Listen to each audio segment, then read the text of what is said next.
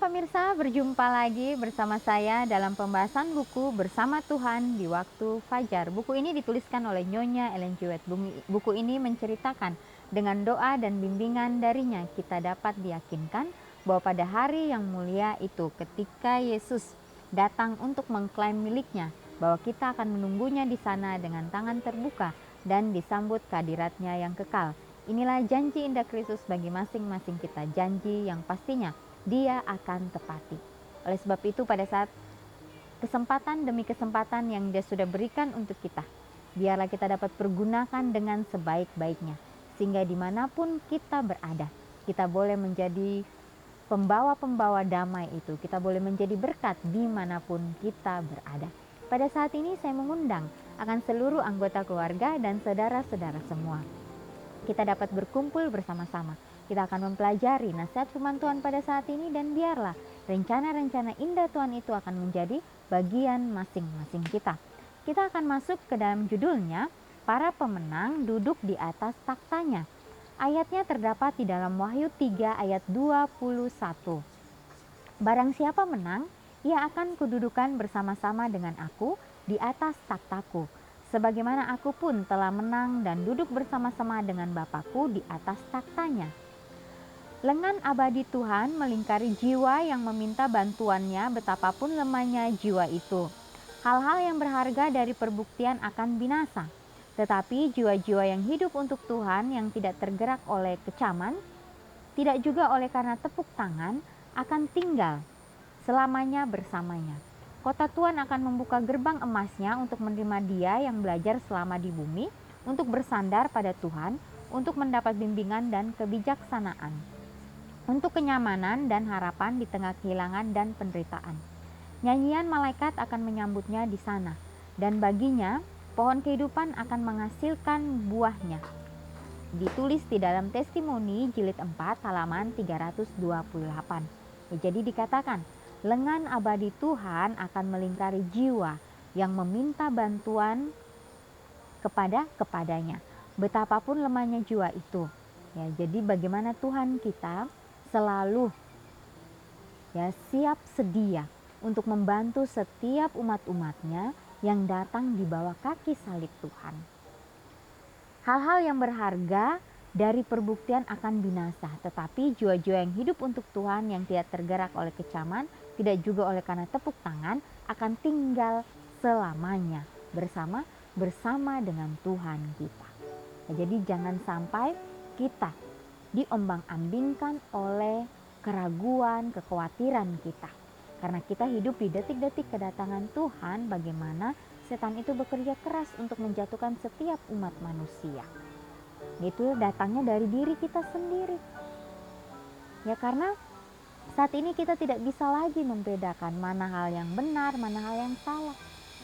Ya, dikatakan bahwa sekarang itu benar dan hampir benar. Jadi hanya perbedaannya hanya sedikit. Jadi kita harus berhati-hati.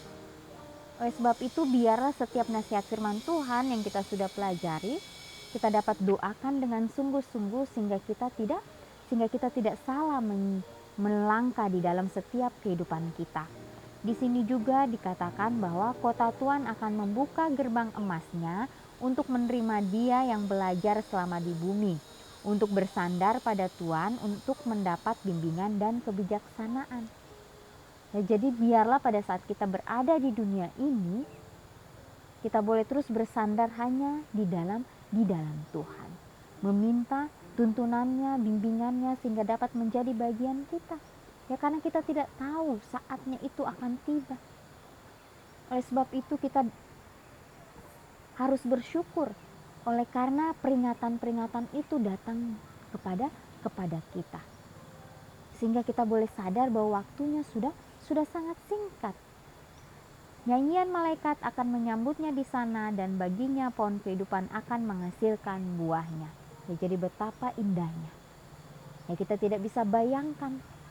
Tetapi di sini sudah dituliskan bahwa malaikat akan menyambut kita dengan penuh sukacita. Bila mana kita mau untuk menyerahkan kehidupan kita sepenuhnya kepada Tuhan, karena dikatakan para pemenang duduk di atas takhtanya, yaitu di atas kerajaan surga itu. Peringatan tentang hidup Anda akan tertulis dalam buku catatan. Dan jika engkau akhirnya menjadi seorang pemenang, akan ada jiwa-jiwa yang diselamatkan melalui upaya Anda. Dengan penyangkalan diri, perkataan yang baik, dan kehidupan Kristen yang konsisten, dan ketika pahala akhirnya dibagikan kepada semua orang karena pekerjaan mereka telah dilakukan, jiwa-jiwa yang ditebus akan menyebut engkau diberkati. Dan Tuhan itu akan berkata, baik sekali perbuatanmu, hai hamba yang baik dan setia. Masuklah ke dalam sukacita Tuhanmu. Ditulis dalam Testimoni Jilid 3, halaman 246 dan 247. Jadi, ya peringatan tentang hidup kita, ya masing-masing kita, pribadi lepas pribadi, akan ditulis di dalam buku catatan. Dan jika kita akhirnya menjadi seorang pemenang, akan ada jiwa-jiwa yang diselamatkan melalui upaya kita masing-masing. Ya, jadi ini bukan suatu kebanggaan untuk kita, tetapi bagaimana kita harus mengoreksi akan diri kita sendiri. Ya, jadi jangan sampai timbul akan kesombongan di dalam kehidupan kita. Oh, saya sudah menyelamatkan ini, saya sudah menyelamatkan si A atau si B dan lain sebagainya. Kembali lagi, kita tidak bisa mengandalkan diri kita. Jangan kita terlalu percaya diri. Ya, karena sifat-sifat ini adalah datangnya dari si jahat. Biarlah dengan kerendahan hati kita meminta tuntunan dari Tuhan, meminta hikmat kebijaksanaan dari Tuhan, sehingga pada saat kita diberikan kesempatan pada saat ini, biarlah kita lakukan itu oleh karena kita tahu bahwa itu adalah hal yang benar yang harus kita lakukan, karena Tuhan akan membimbing kita, menuntun kehidupan kita. Ya, dan ketika pahala akhirnya dibagikan kepada semua orang karena pekerjaan mereka telah dilakukan, jiwa-jiwa yang ditebus akan menyebut engkau diberkati. Dan Tuhan itu akan berkata, baik sekali perbuatanmu hai hamba yang baik dan setia, masuklah ke dalam sukacita Tuhanmu. Ya, inilah yang ingin kita dengarkan di akhir nanti. Oleh sebab itu kesempatan yang masih diberikan kepada kita, biarlah kita dapat pergunakan itu dengan sebaik-baiknya, meminta akan tuntunan hanya dari Tuhan saja. Ya, karena bukan melalui upaya kita, tetapi semuanya itu oleh karena kasih daripada Kristus sendiri. Mereka akan menjadi imam-imam Tuhan dan Kristus dan akan memerintah bersama-sama dengan Dia 1000 tahun lamanya. Ya, jadi ini mengenai akhir daripada dunia ini. Ya, di Alkitab juga dikatakan ya bahwa dunia ini akan dibinasakan dan si jahat dan rombongannya itu mereka akan dirantai di dunia ini. Ya, dunia ini akan sepi karena semua ya umat-umat Tuhan yang percaya itu akan diangkat dan mereka akan menikmati rumah Bapa yang indah itu selama 1000 tahun. Ya, mereka akan menjadi imam-imam Tuhan dan Kristus dan akan memerintah bersama-sama dengan Dia 1000 tahun lamanya. Pada saat sudah 1000 tahun berada di surga itu, dan surga itu pun akan turun ke dunia ini, dan disitulah si iblis ini dan pasukannya akan menyerang kota itu. Ya, tetapi mereka tidak akan sampai menyentuh kota itu. Dan pada saat itu mereka akan dibinasakan untuk selama-lamanya. Inilah bagaimana telah dituliskan kepada masing-masing kita, itu di Alkitab, yaitu di dalam firman Tuhan, di nubuat sekalipun. Ya. Dan juga di sini dengan bersekutu bersama Kristus mereka menghakimi orang-orang fasik. Ya, memandingkan tindakan-tindakan atau perbuatan-perbuatan mereka dengan buku peraturan Alkitab dan memutuskan setiap kasus sesuai dengan perbuatan-perbuatan yang telah dilakukan oleh seseorang. Ini ditulis di dalam Alfa dan Omega jilid 8 halaman 698. Ya, kalau kita kembali lagi ya membaca akan Alkitab ataupun buku-buku roh nubuat, ya di situ akan dituliskan ya bagaimana kejadian-kejadian yang akan kita alami. Ya, mungkin pada saat ini saya belum siap. Saya secara pribadi mungkin belum siap, masih banyak kekurangan di dalam kehidupan saya.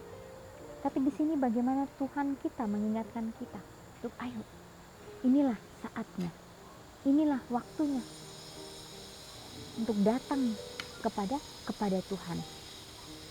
Di sini juga dikatakan dengan bersekutu bersama Kristus, mereka menghakimi orang-orang fasik, membandingkan tindakan-tindakan atau perbuatan-perbuatan mereka dengan buku peraturan Alkitab dan memutuskan setiap kasus sesuai dengan perbuatannya.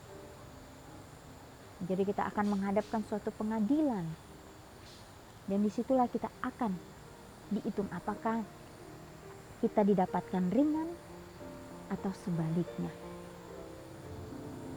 Inilah pelajaran di dalam kehidupan kita, sehingga kesempatan yang masih diberikan pada saat ini kita boleh pergunakan itu dengan sebaik-baiknya. Ya, karena Yesus telah mati di atas kayu salib. Dia telah menebus setiap dosa daripada umat manusia. Karena begitu besar kasih-Nya, kita tidak bisa ukur kasih yang Yesus berikan untuk kita. Inilah bagaimana kita harus berlatih. Mungkin kita akan mengalami kekecewaan di dalam kehidupan kita, tetapi kita jangan takut. Ya, kekecewaan itu kita harus ambil menjadi suatu pelajaran untuk kehidupan kita, sehingga ke depannya kita boleh lebih baik lagi. Sesudah orang-orang suci diubahkan kepada keadaan yang tidak akan binasa dan diangkat bersama-sama dengan Yesus. Setelah mereka menerima kecapi mereka, jubah mereka dan mahkota mereka, serta masuk ke kota itu, barulah Yesus dan orang-orang suci itu duduk dalam penghakiman. Ini ditulis di dalam tulisan-tulisan permulaan halaman 99. Ya, jadi bagaimana kita akan diubahkan kepada keadaan yang tidak akan binasa dan diangkat bersama-sama dengan Yesus. Nah, dan di situ bagaimana kita akan menerima kecapi, kita akan memakai jubah, kita akan memakai mahkota serta masuk ke dalam kota itu. Nah, dan disitulah bagaimana kita akan melihat Yesus dan pengikut-pengikutnya yang suci itu. Ya, jadi ini adalah hal yang indah ya pada saat kita mempelajari. Tetapi latihan itu dimulai dari sekarang. Latihan di dalam kehidupan masing-masing kita. Apakah kita mau ya untuk dilatih setiap harinya? Ya, mungkin kita akan merasa bahwa ya Tuhan, saya tidak sanggup. Seakan-akan kita ingin mundur. Tetapi di sini bagaimana kita harus datang kepada Tuhan, meminta kesanggupan, meminta kekuatan. Pastinya itu akan diberikan bagi kita kalau kita mau yang meminta itu. Dan juga pengharapan-pengharapan yang Tuhan berikan bagi kita. Itu adalah pengharapan yang pastinya kita akan menemukan suatu hal yang sungguh luar biasa. Oleh karena Yesus, dia telah duluan mengalami itu semua. Dia telah turun ke dunia ini menjadi manusia. Dia merasakan setiap beban-beban kehidupan sebagai umat manusia. Dia juga merasakan kekecewaan, merasakan kesedihan, merasakan apa yang kita rasakan saat ini. Ya, mungkin lebih lagi. Pada saat ini mungkin kita tidak ada apa-apanya, tetapi apa yang Yesus alami itu sangat mengerikan. Oleh sebab itu, biarlah kita mau terus memandang hanya kepada Tuhan saja. Ya, pada saat Yesus mengalami itu semua di dalam kehidupannya, kita ingat bahwa Yesus pergi ke suatu tempat yang sunyi. Dia pergi di alam terbuka. Disitulah dia berkomunikasi dengan Bapaknya, sehingga Bapaknya kembali lagi memberikan dia kesanggupan, memberikan dia kekuatan untuk menjalani kehidupannya. Ya, bukan hal yang gampang. 30 tahun Yesus hidup di dalam keluarga Yusuf dan Maria, keluarga yang sangat-sangat sederhana. Ya, kembali lagi, tapi Yesus tidak mementingkan dirinya sendiri. Yesus tidak pernah sombong. Ya, Yesus juga tidak pernah berbuat kejahatan kepada orang-orang di sekitarnya. Karena dia tahu dia akan menjadi teladan untuk seluruh dunia. Sehingga dia melakukan yang terbaik. Ya, karena dia mempunyai misi dan visi di atas dunia ini. Sehingga dia mendapatkan suatu kemenangan di dalam kehidupannya. Walaupun dia harus mati, dia harus berkorban. Pada saat kematiannya itu, dia bangkit. Dan di kebangkitan itulah kemenangan itu menjadi bagian Tuhan kita. Pada saat dia bangkit, kembali lagi murid-muridnya dikumpulkan. Mereka berkumpul untuk menerima kuasa Roh Kudus itu, untuk menyampaikan kabar keselamatan kepada setiap orang. Tapi diperlukan pengorbanan, baru semua mata terbuka. Biarlah pada saat kita masih diberikan kesempatan saat ini, kita boleh pergunakan dengan sebaik-baiknya. Jangan sampai kita lengah, jangan sampai kita lalai. Ya, mungkin sebagai manusia itu akan ada dalam kehidupan kita. Tapi bila mana kita mau datang menyerahkannya kepada Tuhan, pasti dia akan menuntun kita. Ya pemirsa, biarlah hari ini kita boleh mengambil komitmen kita masing-masing dimanapun kita berada. Baik itu di tempat kerja kita, mungkin di jalan, di rumah tangga kita, di jemaat kita, dimanapun. Biarlah kita boleh sama-sama bergandengan tangan. Saling memahami satu dengan yang lain. Mempunyai roh kerendahan hati. Sehingga kita boleh menjadi teladan di dalam setiap kehidupan kita. Jangan sampai kita mengeraskan hati kita. Tapi pada saat Yesus mengetuk, biarlah kita dapat membuka pintu hati kita. Sehingga pelajaran yang sudah kita pelajari, ini boleh tertanam di dalam kehidupan kita, sehingga kita dapat praktekkan itu. Sehingga orang lain dapat melihat itu dan mereka juga dapat merasakan akan kasih Kristus di dalam kehidupan mereka.